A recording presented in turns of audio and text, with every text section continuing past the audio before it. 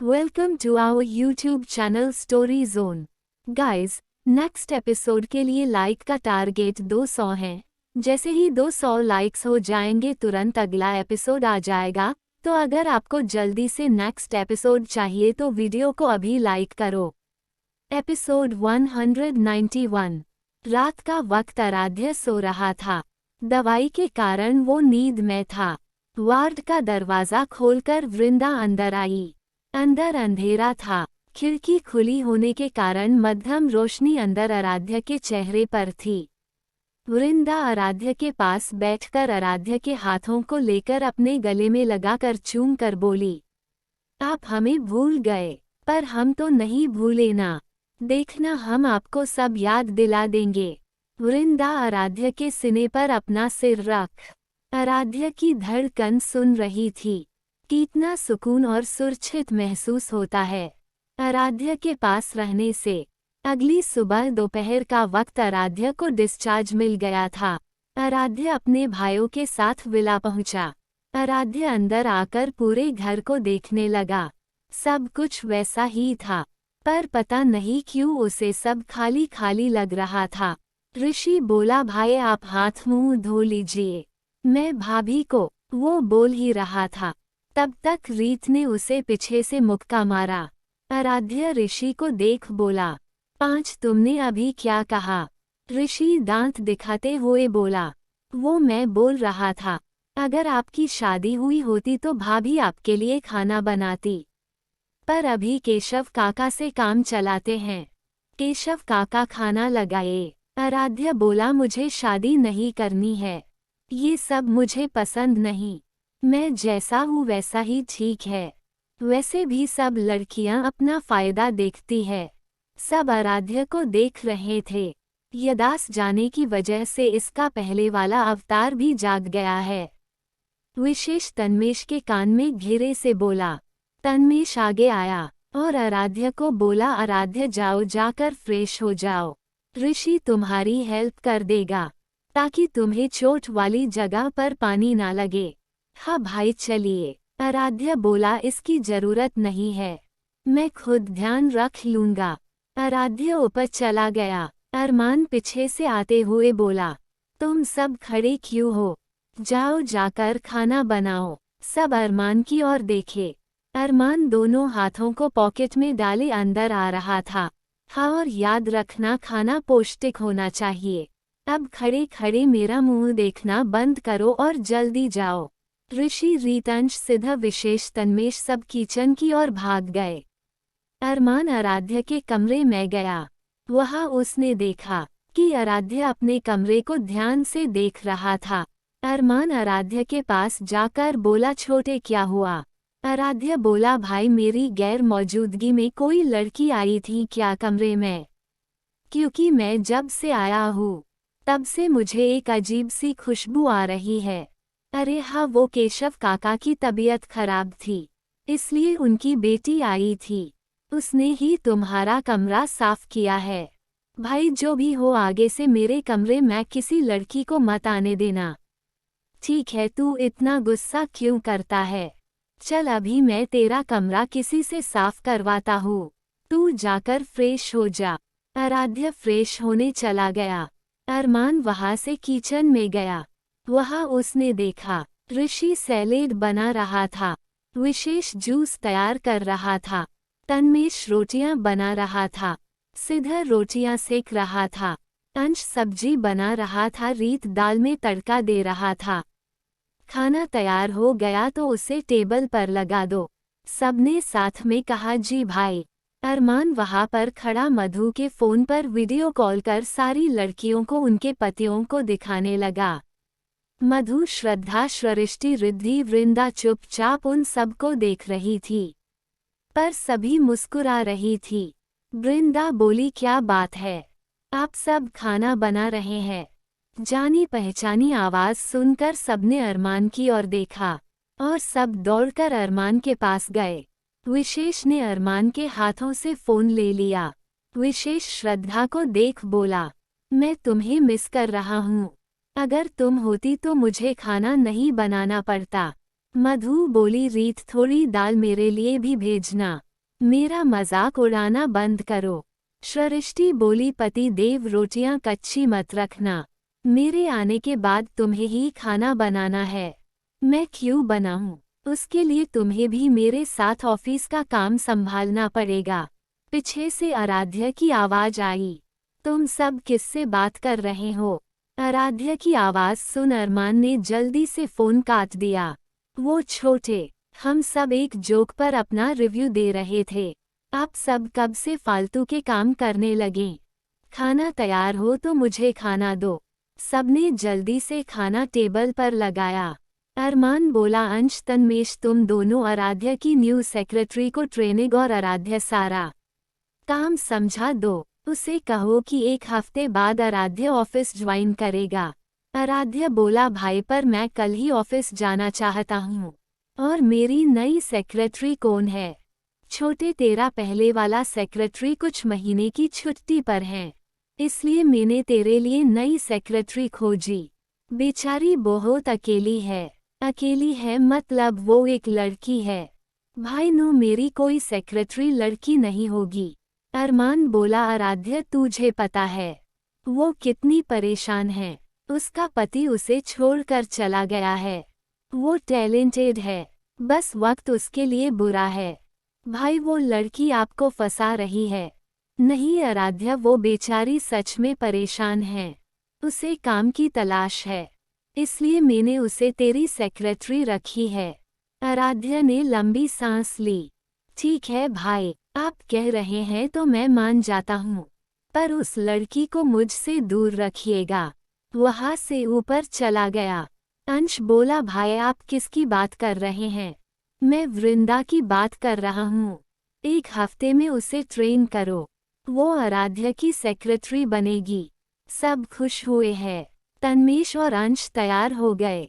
घेरे घेरे वक्त बीता। इस बीच कांची थाईलैंड गई हुई थी अपनी ट्रेनिंग के लिए। आराध्या भी रिकवर हो गया था।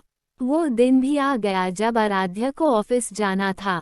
आराध्या अपने नियम अनुसार उठा, फ्रेश होकर अपने ब्लैक पेंट शर्ट ब्लेजर घड़ी जेल से सेट किए हुए बाल। चोट के निशान अभी भी थे, पर वो चोट आराध्या की सुंदरता को नहीं रोक पा रहे थे। आराध्या नाश्ता करने के बाद ऑफिस के लिए निकल गया, पर उसके साथ विशेष और बहुत सारे गार्ड्स गए आराध्या की सेफ्टी के लिए। आराध्या इतने दिनों बाद ऑफिस गया था। उसे देख सब जल्दी से उसे ग्रिड कर अपने काम में लग गए। आराध्या सीधे 23 फ्लोर पर गया। वो सीधा अपने ऑफिस में जाकर बैठा। वहाँ उसके लिए ग्रीन टी पहले से ही मौजूद थी। आराध्या ने जैसे एक सिप ली। उसे ग्रीन टी काफी अच्छी लगी। वो पूरी ग्रीन टी खत्म कर आराम से फाइल पढ़ने लगा। तभी दरवाजे पर नॉक हुआ।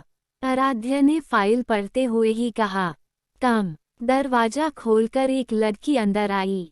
Black long frock, one side दुपट्टा, गले में मंगलसूत्र, माथे पर सिंदूर, काली छोटी सी बिंदी, पैरों में पायल। पायल की आवाज सुन आराध्या ने सामने की ओर देखा। आराध्या सामने खड़ी लड़की को एक टक देख रहा था। तभी वो लड़की बोली हेलो सर, हमारा नाम वृंदा। वृंदा आगे बोलते हुए रुक गई, फिर बोली हमारा नाम वृंदा सिंह है और आज से हम आपकी नई सेक्रेटरी है। आराध्या वृंदा की बातों से होश में आया। ठीक है, मेरा शेड्यूल बताओ। वृंदा ने फाइल आराध्या के सामने रखी और बोलने लगी सर, आज नून में आपकी मीटिंग है। बड़े सर ने कहा है काम का ज्यादा प्रेशर ना दे, इसलिए आपको पहले के काम को एनालिसिस करना है। वृंदा ने ग्रीन टी के मग को लिया और बोली अच्छा सर, हम अब चलते हैं। वृंदा वहां से चली गई। आराध्या उसके जाने के बाद खुद में ही बड़बड़ाते हुए बोला अजीब लड़की है, पति छोड़कर चला गया, फिर भी सुहागन की तरह तैयार रहती है। Typical Indian wife. यहाँ वृंदा का केबिन आराध्या के बगल में ही था। वृंदा के चेहरे पर को खुशी थी। उसे वो शब्दों में बयान नहीं कर पा रही थी। उसने मधु, श्रद्धा, रिद्धि, सृष्टि, आंचल, ऋषि सब से अपनी खुशी बताई। दोपहर के वक्त वृंदा आराध्या के केबिन में आकर बोली, सर आपके मीटिंग का वक्त हो गया है। आराध्या वृंदा को देखते हुए बोला, तुम वेट करो मैं आता हूँ। वृंदा केबिन से बाहर चली गई। मीटिंग रेड ब्लू होटल में थी। वृंदा वहां खड़ी आराध्या का वेट कर रही थी। तभी वहां तन्मेश आया। वो वृंदा को देख बोला, वृंदा आप यहाँ क्यों खड़ी है? वृंदा बोली, भैया वो इन्होंने ने कहा कि हम उनका वेट करें, मीटिंग में जाना है। तन्मेश बोला, वृंदा कुछ गड़बड़ तो नहीं हुई ना? नहीं भैया। तन्मेश वृंदा के सर पर हाथ रख बोला, मुझे यकीन है आप आराध्या के पास रहेंगी तो वो जल्दी ठीक हो जाएगा। दोनों बात कर रहे थे। उसके बाद तन्मेश वहां से चला गया। पर ये सब आराध्या दूर से देख रहा था। आराध्या तन्मेश को अच्छे से जानता था। वो कभी किसी लड़की से बात नहीं करता था। और अभी तो तन्मेश ने वृद्धा के सर पर हाथ रखा और दोनों मुस्कुरा रहे थे। आराध्या ने पहली बार में वृंदा को जज कर लिया, वो किस तरह की औरत है। पर इस वक्त आराध्या ने कुछ नहीं कहा। वो जाकर कार के पास खड़ा हो गया। वृंदा उसे देख बोली, सर चलिए। ड्राइवर ने आराध्या के लिए दरवाज़ा खोला। आराध्या बैठ गया। ड्राइवर वृंदा के लिए दरवाज़ा खुला रखा। पर वृंदा ने इशारे से उसे ये सब करने से मना कर दिया। ड्राइवर भी सिर झुकाकर मान गया। वृंदा ड्राइवर के बाजू में बैठ गई। विशेष कुछ काम से बाहर था, पर उसने आराध्या के पीछे अपने बॉडीगार्ड लगा रखे थे। एपिसोड 192। राजस्थान में आज कांची थाईलैंड से वापस आ रही थी। आदित्य कांची को लेने एयरपोर्ट पर गया था। कांची जैसे प्लेन से उतरी उसे सामने आदित्य दिखा। वो जल्दी से दौड़कर आदित्य के पास गई। आदित्य बोला, बहुत अच्छा रहा तुम्हारा कुकिंग चैलेंज, मैंने देखा टीवी पर कांची आदित्य की बातों से खुश नहीं हुई। वो चाहती थी कि आदित्य उसे गले लगा ले, पर आदित्य के ऐसा ना करने पर उसने बस थैंक यू कहा। दोनों एयरपोर्ट से बाहर जाने लगे। कांची अभी भी यही चाहती थी कि आदित्य उसे गले लगा ले, लेकिन आदित्य के गले लगाने से कांची रास्ते में चलते हुए रुक गई।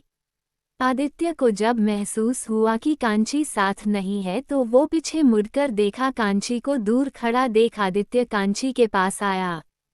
तुम साथ क्यों नहीं चल रही? कांची बोली, आदित्य हम इतने दूर से आए और आपने हमें गले तक नहीं लगाया। आदित्य को भी यही इंतजार था। आदित्य अनजान बनते हुए बोला, मुझे लगा तुम्हें पब्लिक प्लेस पर यह अच्छा नहीं लगेगा।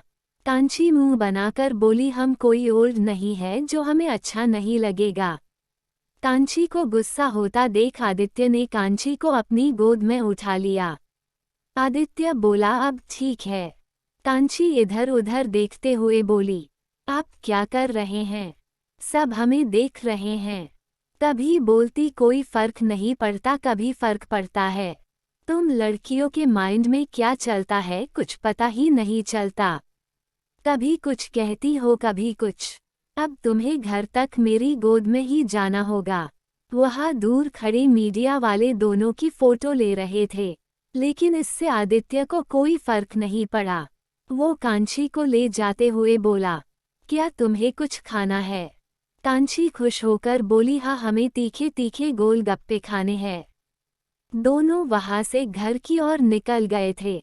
दूसरी ओर मुंबई में जब वृंदा और आराध्या रेड ब्लू होटल पहुंचे, वहां से दोनों प्राइवेट रूम में गए।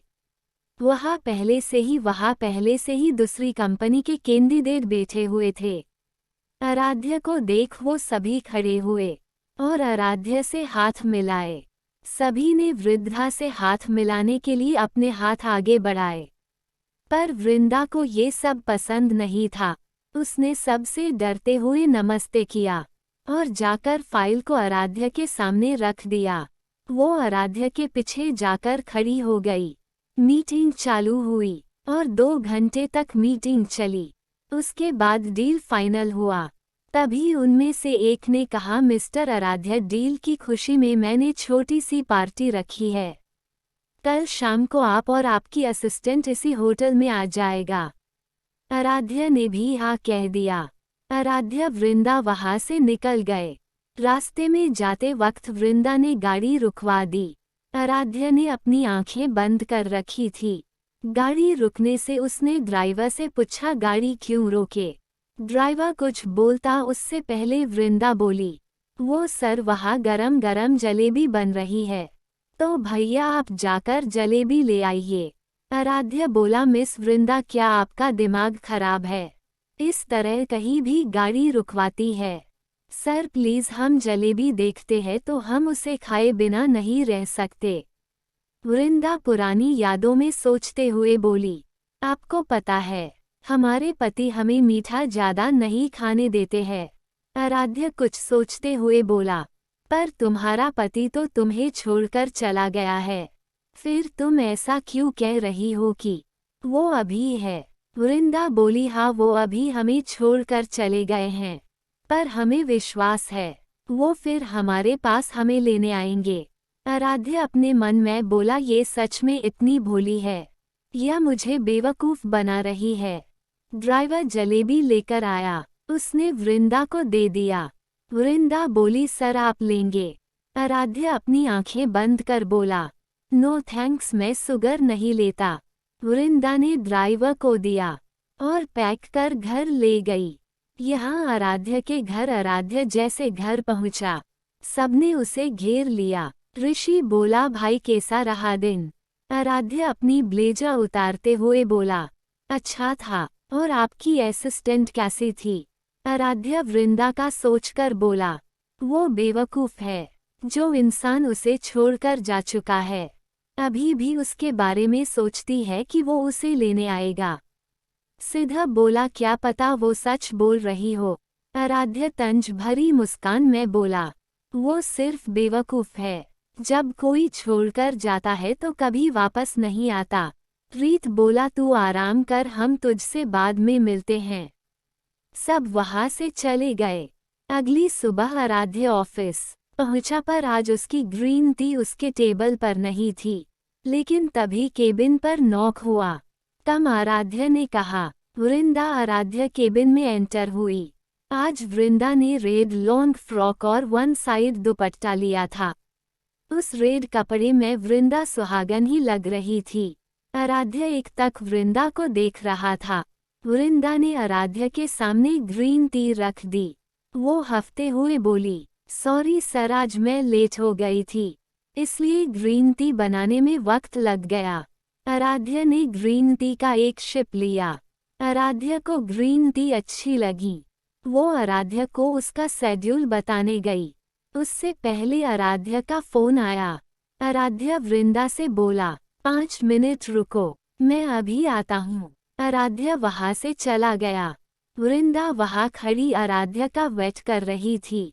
तभी ऋषि और विशेष दोनों आराध्या के केबिन में आए। आराध्या तो वहां नहीं था। ऋषि वृंदा को देख बोला, भाभी मैंने आपको बहुत मिस किया, हम भी आपको बहुत याद करते हैं। विशेष बोला, वृंदा श्रद्धा कैसी है, वो ठीक तो है ना। वृंदा, भैया वो बिल्कुल ठीक है। ऋषि वृंदा के पास आकर उसका हाथ पकड़कर बोला, भाभी आपके हाथ का खाना मैं कितना मिस करता हूँ। वो बोल ही रहा था, तभी आराध्या ने दरवाज़ा खोल दिया। उसकी नज़र ऋषि और वृंदा पर गई। ऋषि ने वृंदा का हाथ पकड़ा था। ऋषि ने जल्दी से वृंदा का हाथ छोड़ दिया। वृंदा भी सीधी खड़ी हो गई। आराध्या आकर अपनी जगह पर बैठ गया। उसने पूछा, तुम दोनों इधर क्या कर रहे हो। ऋषि बोला, वो भाई मैं भी कल से ऑफिस आऊंगा और मैं बोर हो रहा तो मैं यहाँ आ गया। आराध्या बोला, ऋषि ये खेलने की जगह नहीं है, तुम घर जाओ, मैं घर आकर तुमसे बात करता हूँ। विशेष और ऋषि दोनों वहां से चला गया। आराध्या वृंदा की ओर देख बोला, मिस वृंदा मेरे परिवार से दूर रहो, मुझे ये पसंद नहीं, तुम सिर्फ यहाँ काम करने आती हो, पर मेरी फैमिली के करीब जाने की कोशिश मत करो। ऋषि अभी ना समझ है, उसे नहीं पता तुम जैसी लड़कियां कैसी होती हो। वृंदा की आंखों में आंसू थे। उसे आराध्या की बात बिल्कुल पसंद नहीं आई। वो बोली, आप हमारी सुनिए, आप जैसा सोच रहे हैं ऐसा कुछ भी नहीं है। वो रियली कल मैंने तुम्हें तन्मेश के साथ देखा और आज तुम मेरे दोनों भाइयों के साथ थी। वो हमारे भाई जैसे है, इसलिए हम उनसे बात कर रहे थे। भाई जैसे है, भाई नहीं है। वृंदा वहां से रोते हुए चली गई। वो जाकर सीधा कैंटीन में बैठकर रो रही थी। उस वक्त अरमान विशेष अंश ऋषि तन्मेश ऑफिस के कैंटीन में ही जा रहे थे, पर वृंदा को देख सब उसके पास गए।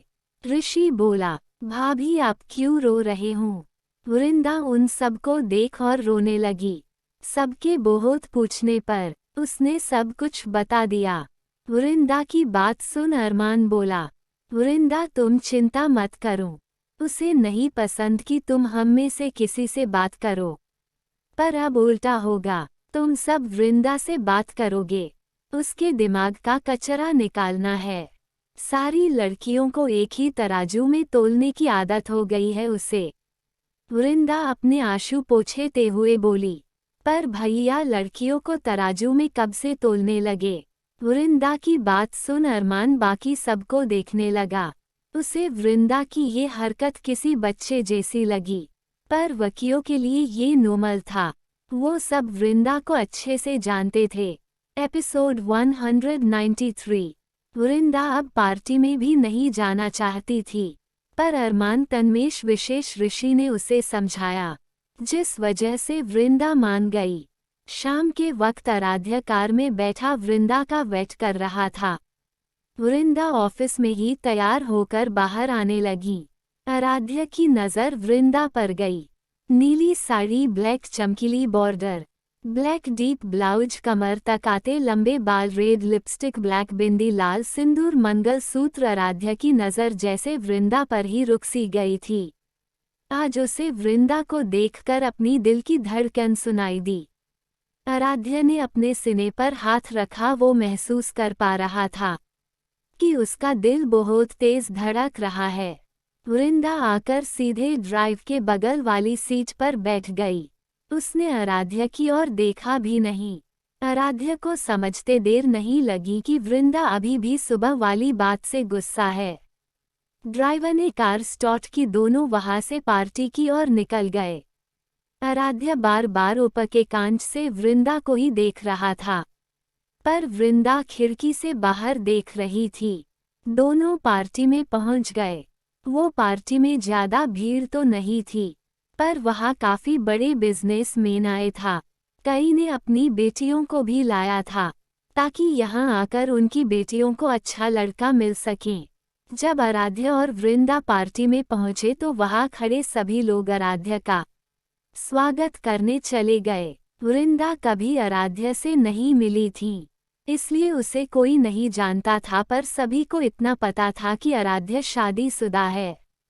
पर जहां तक हो सका अरमान और रीत ने सब कुछ दबाने की कोशिश की, ताकि आराध्या के माइंड में कोई असर ना जाए। इसलिए कुछ लोगों को ये बात पता थी, पर काफी लोगों को आराध्या अभी भी सिंगल ही लगता था, और काफी लोगों को ये लगा कि होटल वाला स्कैम से बचने के लिए आराध्या ने ये खबर फैलाई थी कि उसकी शादी हो गई है।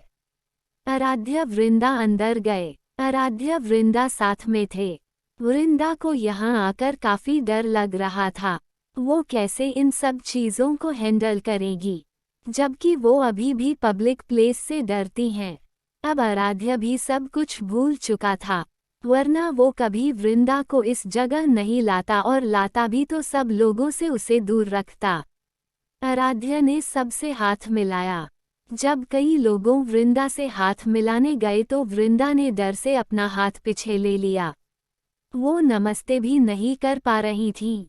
आराध्या ने वृंदा को आंखों से इशारे में बोला कि उन्हें ग्रिड करे, पर वृंदा से नहीं हुआ। आराध्या ने बात संभाले हुए बोला, guys enjoy the party. Aaradhya सबसे बात करने लगा, पर उसकी नज़र वृंदा के हर मोमेंट पर थी। वृंदा धीरे धीरे दूर हो रही थी।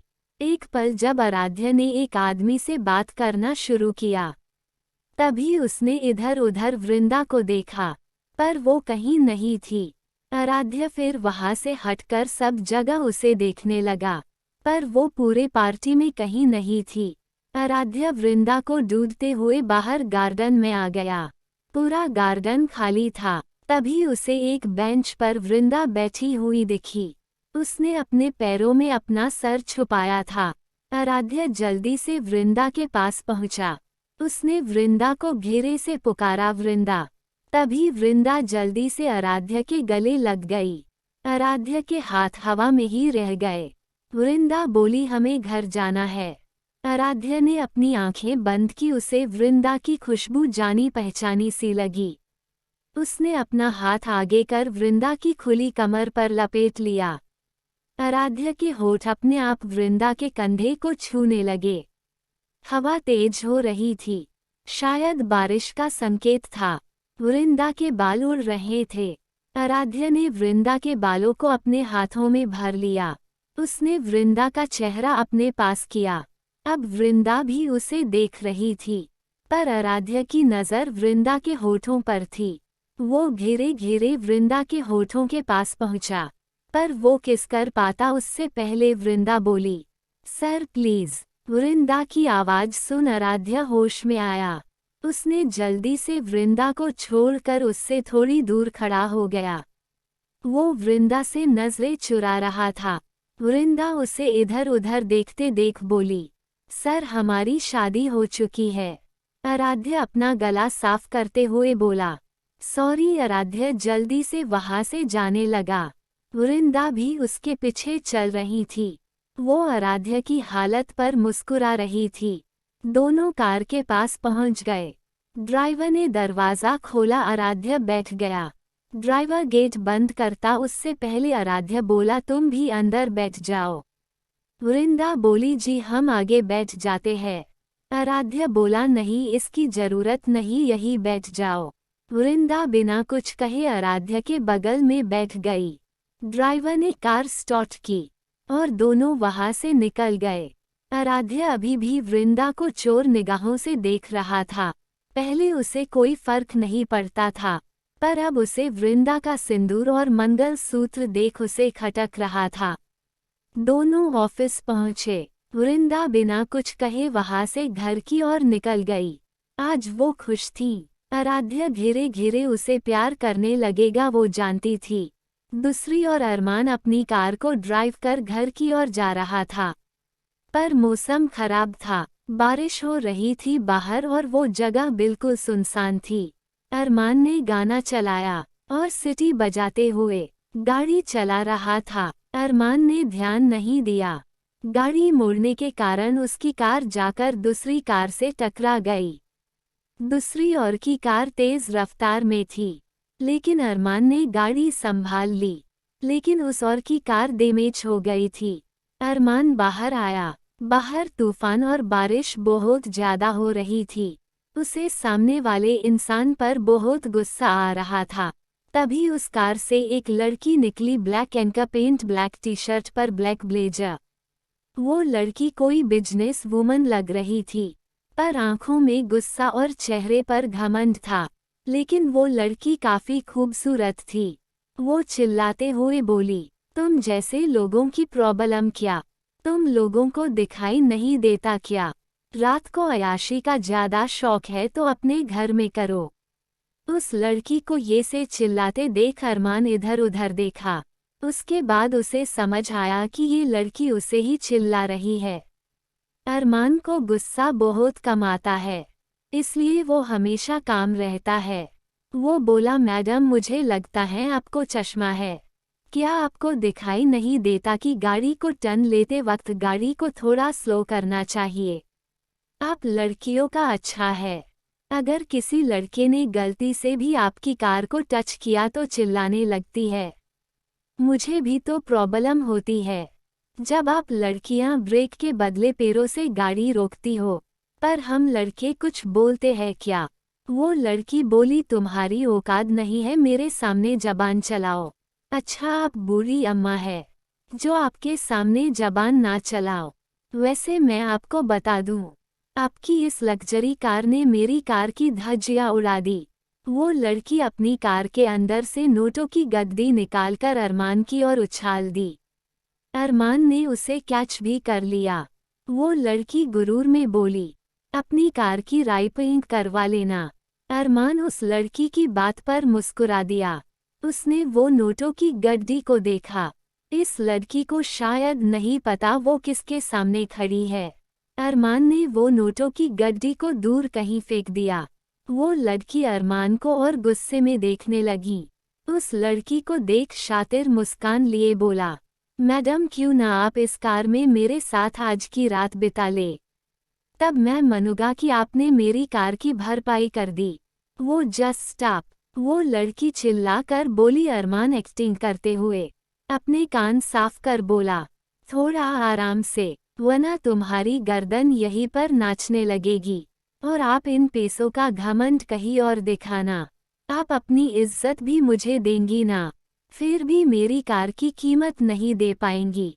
एपिसोड 194। वो लड़की अपनी जलती निगाहों से अरमान को घूर रही थी, पर अरमान शांत था। वो लड़की बोली, तुम जानते नहीं तुम किससे पंगा ले रहे हो। मैं तुम्हें खड़े खड़े तबाह कर सकती हूँ। अरमान उस लड़की के पास आया और उसके कान के पास जाकर बोला, मैं तबाह हो जाना चाहता हूँ। वो लड़की अरमान को धक्का देकर उसे थप्पड़ मारने गई, पर अरमान ने उस लड़की का हाथ हवा में ही रोक लिया। ऐसी गलती मत करना, वरना आप पछताएंगी। पछताओगे तुम, इसका बदला मैं जरूर लूंगी। उस लड़की ने अपना हाथ छुड़ाया और बोली, मुझसे बेटिमीजी करने वालों को मैं छोड़ती नहीं। ये बोलकर वो लड़की अपनी कार लेकर वहां से चली गई। अरमान मुस्कुराया और वहां से चला गया। यहाँ आराध्य के घर। अरमान घर पहुंचकर अपने कमरे में कपड़े बदलने चला गया। आराध्य, तन्मेश, विशेष, ऋषि, अंश, सिद्ध सब घर के चबूतरे के पास बैठे थे, जिससे वो सभी बारिश का मजा ले पा रहे थे। रात के 10 बज रहे थे। सभी तेज बारिश को ध्यान से देख रहे थे। तभी तन्मेश का फोन बजा। उसका फोन बाजू वाली टेबल पर था, जिसमें सृष्टि नाम फ्लैश हो रहा था, जिसे आराध्य ने देख लिया। वो बोला, ये सृष्टि कौन है? उसकी बात सुन रीत ने तन्मेश को आंख मारी। तन्मेश उसका इशारा समझकर बोला, सृष्टि मेरी गर्लफ्रेंड का नाम है। 1 मिनट में बात करके आता हूँ। वो वहां से चला गया। आराध्य बोला, इसकी गर्लफ्रेंड कब बन गई? ये तो लड़कियों से दूर रहती थी। विशेष बोला, वो सिर्फ उसकी नहीं हम सबकी भी गर्लफ्रेंड है। रीत बताओ। रीत बोला, हाँ मेरी गर्लफ्रेंड का नाम मधु। अंश बोला, और मेरी वाली का नाम रिद्धि, मेरी वाली नाम श्रद्धा। आराध्य बोला, ये सब कब हुआ? जब तू कोमा में था। देख आराध्य, अब पूरी जवानी तो सिंगल नहीं रहना है, इसलिए अब हम सब प्यार करना सीख रहे हैं। रीत ने कहा। वो सभी अपने अपने कमरे में चले गए। आराध्य भी अपने कमरे में आ गया। उसने जैसे अपनी आंखें बंद की, उसे वृंदा का चेहरा अपने सामने नजर आया।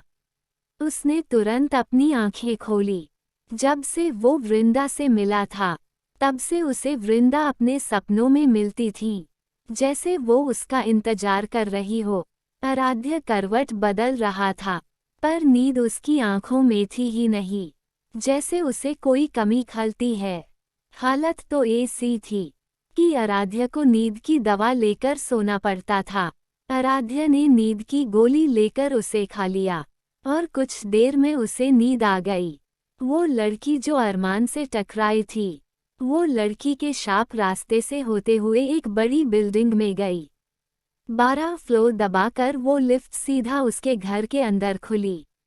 अंदर जाते ही एक बड़ा सा हॉल के राइट में बड़ी सी बालकनी, साइड में ही सोफा। वो लड़की चेहरे पर गुस्सा लिए अपने कमरे में पहुंची। उसने अपनी नाइटी निकाली जो उसे थाई तक थी, और फ्रेश होकर वो बाहर आई। उसने अपना घर देखा और वो लड़की फिर निराश हो गई। कितने ही सालों से वो अकेली थी, पर उसने अपनी आंखों में फिर वही कठोरता लेकर वो फ्रिज में अपने लिए कुछ खाना खोजने लगी। पर वहाँ पर कल रात की बासी खिचड़ी ही थी। उसने वो निकाला और खोलकर बस एक चम्मच ही खाया और उसे वैसे छोड़कर वो जाकर अपने बेड पर लेट गई। ये लड़की कोई और नहीं एंजल थी। इनके बारे में हम आगे जानेंगे कि ये क्यों अकेली है। एंजल ने अपना नाम बदल लिया था। अब वो एंजल अरोड़ा नहीं थी बल्कि माही अरोड़ा है। माही ने कुछ कारणों से सबसे दूरी बना ली थी और आज अकेली हो गई थी। अभी हाल ही में उसने अपना बिजनेस इंडिया में भी सेटल किया। इस वजह से वो इंडिया आ गई। माही की हालत दिन पर दिन खराब हो रही थी। वो अपने गुस्से को रोक नहीं पाती थी। साथ ही वो सिगरेट और शराब के नशे भी करने लगी थी। जब भी वो परेशान होती, वो सिगरेट पीने लगती। ऐसा नहीं है कि उसने वो नशे को रोकना नहीं चाहा पर वो नहीं रुक पाती थी। आज भी बिस्तर पर लेटे हुए जब माही को नींद नहीं आई तो वो उठकर बालकनी में जाकर सिगरेट पीने लगी। उसने 4 सिगरेट पी लिए। सिगरेट मर्दों के मुकाबले महिलाओं को ज़्यादा नुकसान करते हैं, पर अब माही चाहकर भी इन सब से बाहर नहीं निकल पा रही थी। वो शराब और सिगरेट की आदी हो चुकी थी। पूरा दिन वो अपना बिजनेस संभालती पर रात को वो शराब से दूर नहीं हो पाती। माही अपने काले अतीत से बाहर ही नहीं निकल पाती, इसलिए वो सबसे दूर हो गई थी। सिगरेट के बाद माही आकर अपने बिस्तर पर लेट गई। करीब रात के 3 बजे वो सोई। अगली सुबह आराध्य ऑफिस पहुंचा, पर आज वो वृंदा का इंतजार कर रहा था। तभी नॉक की आवाज उसके कानों में गई। उसने फाइल पढ़ने की एक्टिंग करते हुए बोला। तब वृंदा अंदर आई। उसने आराध्य की ग्रीन टी उसके पास रखी और उसे उसका शेड्यूल बताने लगी। शेड्यूल बताकर वृंदा आराध्य को देखने लगी। आराध्य बोला, क्या हुआ, कुछ काम है? वृंदा बच्चों की तरह अपना सर हिलाते हुए बोली, हमें कल छुट्टी चाहिए। क्यों चाहिए तुम्हें छुट्टी? वो परसों करवा चौथ है और कल हमें सामान खरीदना है। वृंदा की बात सुन आराध्य से रहा नहीं गया। वो बोला, वृंदा तुम क्यों कर रही हो ये सब और किस लिए? जो आदमी तुम्हें छोड़कर जा चुका है, उसके लिए इतना प्यार क्यों? ऐसा क्या है उसमें जिसे छोड़कर तुम आगे नहीं बढ़ पा रही हो? तुम्हें उससे भी अच्छा लड़का मिल जाएगा। वृंदा आराध्य की बात सुन बोली, नहीं मिलेगा, कभी भी नहीं मिलेगा। हम उनसे बहुत प्यार करते हैं और वो उससे भी ज़्यादा हमसे प्यार करते हैं। जब हम सबसे ज़्यादा तकलीफ में थे तब उन्होंने ही हमें संभाला। आज वो हमारे साथ नहीं है, पर हमारे जिस्म के हर हिस्से में वो बसते हैं। वो आत्मा है हमारी, उनकी जगह हम किसी को नहीं देंगे। आराध्य चुप था, पर उसे उस इंसान पर चीड़ थी जिसे वृंदा प्यार करती थी। वृंदा खड़ी आराध्य का रिएक्शन देख रही थी। वही आराध्य आग बबूला हो रहा था। वृंदा आराध्य को देख बोली, सर तो क्या हम छुट्टी ले सकते हैं? आराध्य ने हाँ कह दिया। वृंदा वहां से चली गई। आराध्य वृंदा के बारे में ही सोच रहा था। तभी उसे अपने पर्सनल जासूस का ख्याल आया। वो काफी सालों से आराध्य के पीछे रहकर काम करता था। आराध्य को उसका ख्याल आते ही उसने उसे कॉल किया। सामने से कॉल रिसीव हुई। हेलो विपिन। यस सर, बोलिए, मैं आपकी क्या मदद करूं? मैं तुम्हें एक लड़की की फोटो भेजता हूं। जल्दी से उस लड़की की सारी डिटेल निकाल कर मुझे दो। तुम्हारे पास 2 घंटे का वक्त है। आराध्य ने फोन काट दिया। उसने वृंदा की फोटो विपिन को भेज दी। जब विपिन ने वो फोटो देखी तो उसका मुंह खुला का खुला रह गया। सर का दिमाग सटक गया है। मैडम की फोटो भेजकर उनके बारे में पता कर रहे हैं, लेकिन विपिन को तो अपना काम करना था। उसने आराध्य को फोन करके अपने घर बुलाया। 1 घंटे बाद आराध्य विपिन के सीक्रेट कमरे में बैठा था। वो पूरा कमरा डिजिटल था। आराध्य कमरे के बीच पैर पर पैर रख बैठा हुआ था। पूरे कमरे में वृंदा की फोटो स्क्रीन पर थी। आराध्य बोला, बताओ क्या पता चला तुम्हें? विपिन हकलाते हुए बोला, सर वृंदा सिंह उनका नाम ये नहीं है। आराध्य शौक होते हुए बोला, पर उसने अपना पूरा नाम यही बताया था। विपिन बोला, सर उनका नाम वृंदा आराध्य खुराना है। आराध्य सुन्न रह गया। उसके लिए ये बात किसी झटके से कम नहीं थी। तुम्हारा दिमाग तो ठीक है। ये क्या बोल रहे हो? सर मैं बिल्कुल ठीक हूँ, पर आपने अपनी याददाश्त खो दी है। मैडम आपकी ही वाइफ है। उन्हें आपके भाई ने आपकी सेक्रेटरी के तौर पर रखा है। और हाँ, आपके भाई रीत तन्मेश विशेष अंश ये सभी शादीशुदा है। आपको कोई प्रॉब्लम ना हो इसलिए वे सभी अलग रह रहे हैं। फिर विपिन ने आराध्य को पुरानी तस्वीरें दिखाई, उनके शादी से लेकर थाईलैंड और पार्टी तक की। आराध्य ने वो सारी फोटो देखी। उसे इतना तो पता चल गया था कि वो और वृंदा काफी खुश थे। वो वहां से ऑफिस की ओर निकल गया। वो अभी वृंदा से मिलना चाहता था, पर रास्ते में जाते हुए उसने अपना प्लेन बदल दिया। वो ऑफिस पहुंचा। अपने केबिन में पहुंचकर उसने वृंदा को अपने कैबिन में बुलाया। कुछ ही देर में वृंदा आराध्य के सामने खड़ी थी। सर आपको कुछ काम था। आराध्य बोला, वृंदा तुम्हारे पति का नाम क्या है? वृंदा बोली, वृंदा सिंह पति का नाम। वृंदा हकलाते हुए बोली, वो हमारे पति का नाम। वो घेरे से सर खुजाते हुए बोली, क्या बोले? वृंदा कुछ तो बोलना पड़ेगा, इतना टाइम लगता है? पति का नाम सोचते हुए बोली, हमारे मैं पति का नाम नहीं लेते। वृंदा की बात पर आराध्य खड़ा हुआ। वो वृंदा के सामने आकर टेबल पर बैठ गया।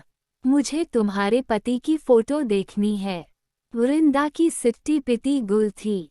वो बोली, पर आपको क्यों दिखाए? वो हमने कभी फोटो नहीं खींचवाई क्योंकि उन्हें फोटो खींचवाना पसंद नहीं था। अरे मुझे तुम्हारे हस्बैंड को खोजकर तुम्हारे पास लाना है। वृंदा हकलाते हुए बोली, देखिए उन्हें किसी से मिलना नहीं पसंद और आप हमारे मामले से दूर रहिए, समझे? वृंदा जल्दी से वहां से भाग गई। आराध्य हंसने लगा, बीवी बचोगी कैसे? तुम सब मिलकर जो मेरे साथ कर रहे हो, अब वो तुम्हारे साथ होगा। यहाँ मुंबई हॉस्पिटल में अरमान यहाँ का सबसे बड़ा डॉक्टर था। वो अपने केबिन में बैठा कुछ पेशेंट की फाइल पढ़ रहा था। तभी एक नर्स दौड़ते हुए आई। वो अरमान को देख बोली, सर एक लड़की है जो आपको उनका बॉयफ्रेंड बता रही हैं। उन्होंने ने बाहर हंगामा कर दिया है। अरमान जल्दी से बाहर गया। वो लड़की हॉस्पिटल के बीचों बीच बड़े से हॉल में नाटक कर रही थी। अरमान बोला, ये तो वही कल वाली लड़की है। ये माही ही थी। माही शराब की बोतल लिए उसे पी रही थी। अचानक में उसने वो बोतल वही फोड़ दी। उसने ब्लैक वन पीस पहना था, बाल बिखरे हुए थे। उसने एक वार्ड बॉय का कॉलर पकड़ बोली, मुझे अरमान मित्तल से मिलना है। उसने एक झटके से उस वार्ड बॉय को धक्का देकर नीचे गिरा दिया। तुम सब सुनो, मैं अरमान मित्तल की गर्लफ्रेंड हूँ। अरे हाँ, वो मेरा तीसरा बॉयफ्रेंड है। तभी उसे अरमान सामने खड़ा दिखा। वो अरमान के पास जाकर बोली, बेबी मैंने तुम्हें कितना मिस किया। तुमने मुझे कॉल क्यों नहीं किया? माही अरमान के इतना पास थी कि उसके मुंह की शराब की बदबू अरमान को आ रही थी। माही अरमान के कान के पास जाकर बोली, बोला था ना कि मुझसे पंगा मत लेना। मैं जहर हूँ, तुम्हें बर्बाद कर दूंगी। अब देखो मैं क्या करती हूँ। इतना बोल उसने अरमान के वाइट कोट को अपने पास खींचा और अपने होठ अरमान के होठ से जोड़ दिए और पीसनेट किस करने लगी। हॉस्पिटल में भीड़ लग गई थी। अरमान ने एक झटके में माही को अलग कर दिया। वो गुस्से में बोला, तुम कितनी गिरी हुई हो। गिरी हुई बेबी, मैं तो तुमसे प्यार करती हूँ। दोनों लड़ रहे थे, तभी वहां पुलिस आकर दोनों को ले गई। एपिसोड 195।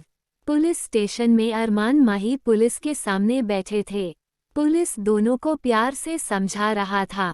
जहां अरमान शांति और रिस्पेक्ट से उनकी बात सुन रहा था, वहीं माही को जैसे कोई फर्क नहीं पड़ता था। वो बस अपना बदला लेना चाहती थी, जो उसने ले लिया। देखिए, आप दोनों ही यहाँ के जाने माने लोग हैं। हर कोई आप दोनों को जानता है। अगर आप दोनों ही ऐसा करेंगे तो दूसरे क्या सीखेंगे? सॉरी, अरमान ने कहा। हो गया तुम्हारा। दोबारा अगर मुझे यहाँ लाने की कोशिश की तो ये वर्दी ही नहीं रहेगी, माही ने कहा। उसकी बात सुन वहाँ खड़े सारे पुलिस डर गए, क्योंकि माही का गुस्सा और सनक वो जानते थे। अरमान और माही बाहर आए। अरमान बोला, क्या तुम्हारे अंदर जरा भी तमीज नहीं है कि लोगों से कैसे बात करते हैं? माही ने तिरछी मुस्कान देकर कहा, मैं माही अरोरा हूँ और मैं किसी से नहीं डरती। मेरा मकसद तुम्हें सबक सिखाना था, जो मैंने कर दिया। और वैसे भी तुम्हारे जैसे छोटे डॉक्टर की औकात नहीं कि तुम माही के सामने खड़े हो। अरमान ने अपने जेब में हाथ डालकर माही के पास आया और मुस्कुराकर बोला, ठीक है, तुम्हारा ये घमंड तोड़ा नहीं तो मेरा नाम भी अरमान मित्तल नहीं। माही, हारना तो मैंने भी नहीं सीखा। वैसे भी मुझे मर्दों से नफरत है। दोनों वहां से चले गए। राजस्थान। आदित्य का घर। कांची और आदित्य अब काफी हद तक एक दूसरे को जानने लगे थे। आदित्य का हमेशा कांची को प्यार और सम्मान से ट्रीट करना कांची के दिल में घर कर गया था, पर अभी भी दोनों एक दूसरे से दूर थे। आदित्य ने कई बार कांची से कहा कि वो अब अपने मतलब कांची के साथ एक ही कमरे में रहने को कहे, पर कांची को कभी हिम्मत नहीं हुई। आज के दिन कांची अपने कमरे में बैठी थी, तभी उसे याद आया कि क्यों ना वो अपनी चाची से बात कर ले। जब से वो यहाँ आई थी, उसने अपने घर किसी से बात नहीं की थी। उसने जल्दी से फ़ोन लिया और बेड पर लेट गई। जल्दी से नंबर डायल कर वो वेट करने लगी। प्रयागराज। सभी लोग शाम का वक्त आंगन में बैठे थे, तभी टेलीफोन की घंटी बजी। इत्तेफाक से कांची की चाची ने फ़ोन को उठाया। हेलो, कौन? कांची ने जब अपनी चाची की आवाज़ सुनी तो बोली, प्रणाम चाची। कांची की आवाज़ सुन कांची की चाची खुश होकर बोली, कांची बिटिया, कैसी है आप? इतने दिनों बाद तुमका टाइम मिला। हमें तो लगा था तुम हमाका भूल गई। वही जब कांची का फ़ोन आया सुन घर में सब खुश हुए, क्योंकि सबको कांची की कामयाबी के बारे में पता था। उन्होंने ने उसे टीवी पर देखा था। कांची की माँ जल्दी से फ़ोन के पास गई। कांची की चाची ने फ़ोन को स्पीकर पर किया। कांची की बड़ी माँ भी वहाँ आई और बाकी सब भी वहाँ खड़े हुए। कांची बोली, कैसी है आप? हम बिल्कुल ठीक है, पर जब से तुम गई हो पूरा घर सुना लगता है। बेटा, आपके पगफेरे की रस्म नहीं हुई है। आप कुछ दिन के लिए यहाँ आ जाए। कांची बोली, पर आप जानती है ना, घर में हम नहीं आ सकते।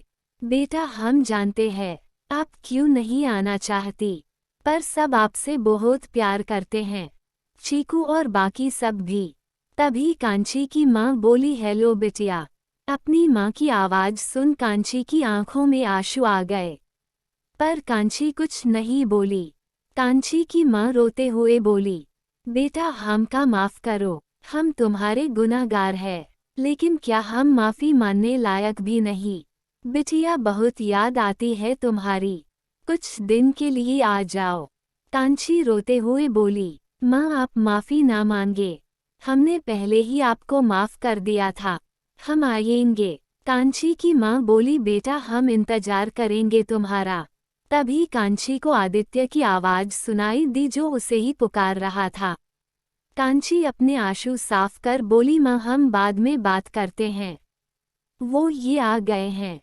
ठीक है बिटिया। कांची फ़ोन रख जल्दी से अपने आंसू साफ कर चेहरे पर स्माइल लाकर वो नीचे गई। आदित्य नीचे खड़ा था। कांची को देख आदित्य कांची के पास जाकर बोला, तुमने मॉम से बात की? कांची बोली, वो हम कैसे करे बात, हमें शर्म आती है। आदित्य लंबी सांस लेते हुए बोला, रहने दो, तुमसे नहीं होगा। इस जन्म में मैं और तुम वर्जन ही रह जाएंगे। कांची अजीब सा मुंह बनाकर बोली। छी छी, ये कैसी अश्लील बातें कर रहे हैं आप। इस तरह की बात करना गलत है। आदित्य ने कांची को कमर से पकड़कर अपने पास खींचा और बोला, तुम कोई छोटी बच्ची हो जो मैं तुमसे गुड़ा गुड़िया की बात करूं? पति हूँ, और इसमें कैसी शर्म, आगे चलकर हमें 4 बच्चे पैदा करना है। कांची आदित्य के सीने पर हाथ रख बोली, देखिए आप हमें छोड़िए, ये हॉल है, कोई आ गया तो, और हम कोई 4 बच्चा पैदा नहीं करने वाले, बस 2 करेंगे, और अगर आपको इतना शौक है तो 2 आप कर लेना। देखो कांची मम्मा सिर्फ तुम्हारी बात मानकर हमें साथ रहने देंगी। तो तुम बात करो। क्या बात करे? यही कि अब आपको आप हमारे साथ रहना, हमारे कमरे में रहेंगे।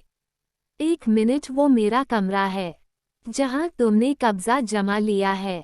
पहले तो आप हमें छोड़िए, वरना हम आपको नहीं रहने देंगे। अच्छा, अब तुम मुझे धमकी भी देने लगी हो। क्या हो रहा है?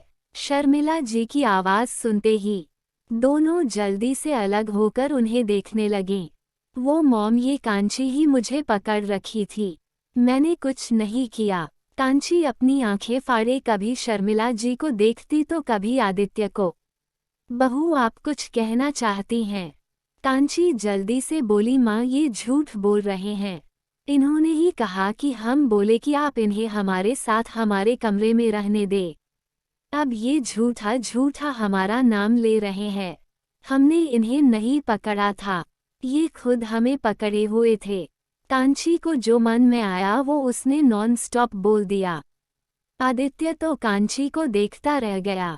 वो अपनी माँ को देख कहीं भाग जाना चाहता था। अब शायद उसकी फिर पिटाई हो। एपिसोड 196। जब कांची को एहसास हुआ कि उसने अभी क्या बोला है, वो बात बदलते हुए बोली, माँ हमने खाना बना दिया, चलिए हम खाना लगा देते हैं। कांची जल्दी से वहां से चली गई।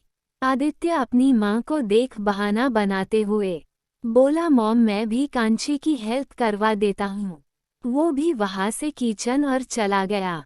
दोनों ने मिलकर खाना टेबल पर सेट किया। शर्मिला जी, विक्रम जी दोनों आकर टेबल पर बैठे। आदित्य और कांची भी बैठ गए। कांची ने सबको खाना परोसा, सब खा रहे थे। शर्मिला जी खाना खाते हुए बोली, आदित्य अपना सामान अपने कमरे में रख लो, अब से तुम अपने कमरे में रहोगे। आदित्य, कांची शर्मिला जी को देख रही थी। पर मेरी एक शर्त है। आदित्य बोला, क्या मॉम? मुझे 1 महीने में खुशखबरी चाहिए। अगर 1 महीने में मुझे बहू के पैर भारी नहीं हुए तो तुम दोनों अलग अलग कमरे में रहोगे। कांची को इतनी शर्म आ रही थी कि वो अभी भाग जाना चाहती थी। आदित्य भी स्पीचलेस था। आदित्य के पापा बोले, आदित्य तुम अपनी माँ की बात समझ गए ना? मुझे भी मेरा पोता या पोती होगी जो रोज सुबह बोलेगी, दादू मुझे स्कूल छोड़ दीजिए। आप बिल्कुल ठीक कह रहे हैं, शर्मिला जी बोली। कांची और आदित्य उनके चेहरे की खुशी देख पा रहे थे, लेकिन तभी कांची को कुछ याद आया। वो बोली, हमें आप सब से कुछ पूछना है। शर्मिला जी बोली, बेटा बोलिए। माँ, वो हम कुछ दिन के लिए घर जाना चाहते हैं। माँ, चाची सब बुला रहे हैं। अरे तो इसमें पूछने की क्या बात है, आप जाइए उनसे मिलकर आए, हम आदित्य को कहकर आपकी टिकट निकलवा देते हैं। आदित्य कभी शर्मिला जी को देखता तो कभी कांची को। उसे बिल्कुल भी खुशी नहीं हुई थी। वो चुपचाप अपना खाना खाने लगा। कांची ने आदित्य को देखा तो उसका मुंह उतरा हुआ था। वो समझ गई थी कि आदित्य उसकी जाने वाली बात सुन नाराज हैं। रात के वक्त जब आराध्य घर पहुंचा तो वहां पर रीतंश, विशेष, तन्मेश सब उदास थे। ऋषि बोला, भाई करवा चौथ है, आपने क्या सोचा है भाभी को गिफ्ट देने के बारे में? रीत ऋषि के बाल खींचते हुए बोला, तू हमेशा पॉजिटिव क्यों नहीं बोलता? मुझे और बाकी सबको पता है कि करवा चौथ आ रहा है। भाई छोड़ो, मुझे दर्द हो रहा है। अंश बोला, कल मैं रिद्धि को शॉपिंग पर ले जा रहा हूँ। सिद्ध बोला, तुम सब शर्म करो, वृंदा के सामने तुम अपनी बीवियों को शॉपिंग पर ले जाओगे। एक तो ये आराध्या की यादाश्त पता नहीं कब आएगी। पहले ये सोचो वृंदा को आराध्या के हाथ से पानी कैसे पिलाना है। ऋषि बोला, अगर भाई की यादस नहीं जाती तो वृंदा भाभी 2 दिन पहले से भाई को परेशान कर देती। उन्हें क्या क्या चाहिए, पर अब भाई नहीं तो कल मैं ही भाभी के साथ शॉपिंग पर जाता हूँ। ऋषि सिद्ध को देख बोला, भाई मुझे एक बात बताओ, आपने अपने फिल्मी करियर को अलविदा क्यों कर दिया। सिद्ध ऋषि के बात से सोचने लगा। उसने ये सब काया की वजह से ही किया था। बस अब मन नहीं हो रहा, अब थोड़ा नॉर्मल लोगों की तरह जीना चाहता हूँ। आराध्या बाहर खड़ा सबकी बातें सुन रहा था। उसे नहीं पता कि वृंदा उसके साथ कैसे रहती थी। बस उसे अब वृंदा को अच्छे से जानना था।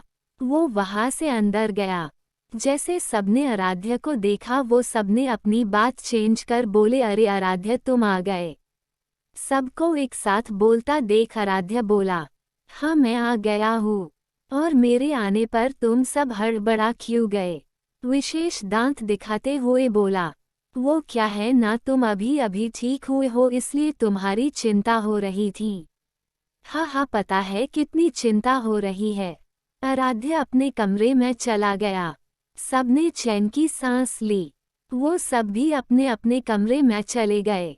आराध्या जब अपने कमरे में आया, उसने सबसे पहले शॉवर लिया। फिर आकर वो अपने कमरे में वृंदा के सबूत खोजने लगा, पर उसे कुछ नहीं मिला। मिलता भी कैसे, उसके भाई बहुत चालाक थे। पर आराध्या सबको अच्छे से जानता था। वो जल्दी से अपने घर के पीछे वाले हिस्से के सीक्रेट कमरे में गया। उसने जल्दी से एक बॉक्स खोला। उसे उस बॉक्स में अपनी और वृंदा की फोटो मिली। ये फोटो सृष्टि की शादी की है, जब वृंदा आराध्या की शेरवानी की बटन लगा रही थी। आराध्या खड़ा वृंदा के बालों से खेल रहा था। आराध्या को उस फोटो को देख अपने आप मुस्कुरा दिया।